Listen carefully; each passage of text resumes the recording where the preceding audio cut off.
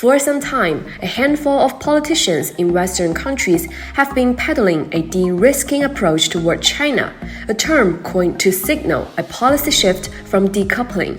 But business leaders and experts across the world pointed out that the so-called de-risking is nothing but decoupling in disguise, aiming to contain and isolate China, which is unrealistic but detrimental to the global economy as well. The idea that we can isolate China,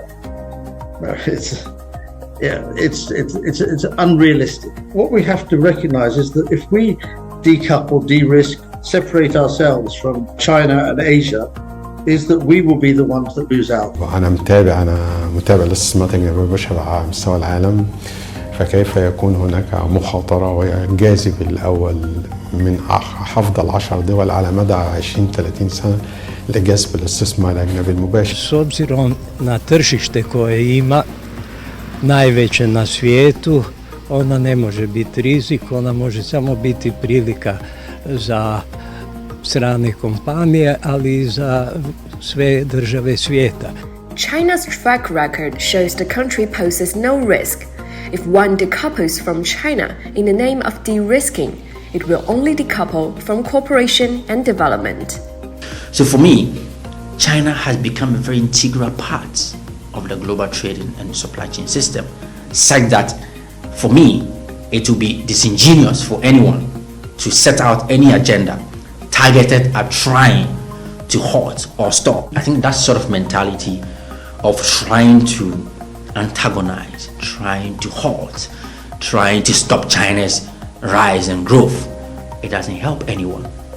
Not them, not the rest of the world. I think that one of the completely undeniable trends in the world is globalization. So I know there's all talk about decoupling and de-risking and everything else, but that's not what ordinary people want. Some politicians in some countries want that. Ordinary people don't want that. They want to work together and prosper. Aj v súčasnosti pripravujeme do niektorých provincií už tieto podnikateľské misie.